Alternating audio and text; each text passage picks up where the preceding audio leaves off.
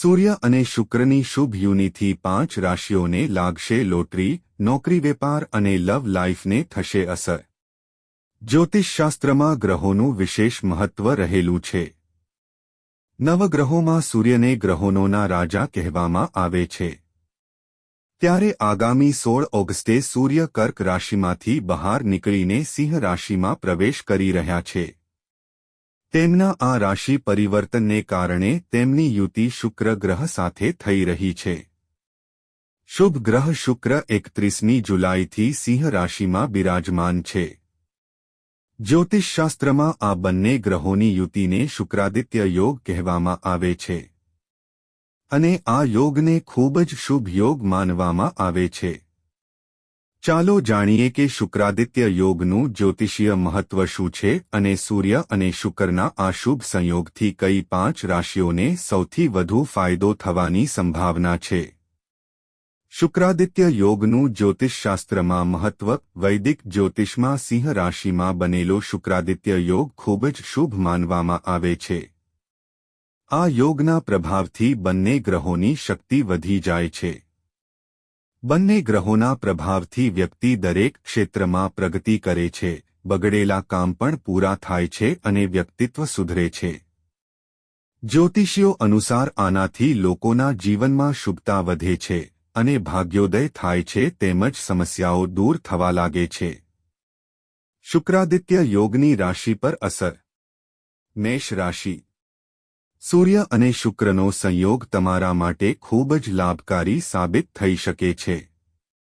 નોકરી બદલી રહેલા લોકોને નવી નોકરી મળી શકે છે. સરકારી કર્મચારીઓ માટે પ્રમોશનની સંભાવના છે. વિદ્યાર્થીઓને રચનાત્મક કાર્યમાં સફળતા મળશે. લવ લાઇફમાં મધુરતા અને શક્તિ વધશે. આર્થિક સ્થિતિ મજબૂત બનશે.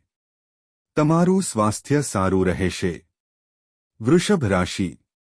શુક્રાદિત્ય યોગની શુભ અસર તમારા જીવનમાં સકારાત્મક પરિવર્તન લાવશે.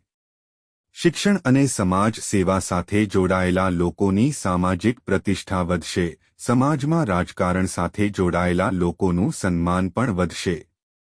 વેપારમાં પ્રગતિ થશે. અનુભવી વ્યક્તિની મદદથી તમને ફાયદો થશે. પરિવાર સાથે આનંદમય સમય પસાર થશે. સિંહ રાશિ. સિંહ રાશિના લોકો માટે શુક્રાદિત્ય યોગ ખૂબ જ સાનુકૂળ સાબિત થઈ શકે છે. વેપારમાં પ્રગતિ થશે. પ્રવાસની શક્યતાઓ છે. તમને મોટો સોદો મળી શકે છે. વિદ્યાર્થીઓની વાતચીત કૌશલ્યમાં સુધારો થશે. લોકો સાથે ભાવનાત્મક સંબંધો મજબૂત બનશે. સંબંધોમાં નવી તાજગી આવશે. ઘરમાં સુખ શાંતિનું વાતાવરણ રહેશે. સ્વાસ્થ્ય સારું રહેશે.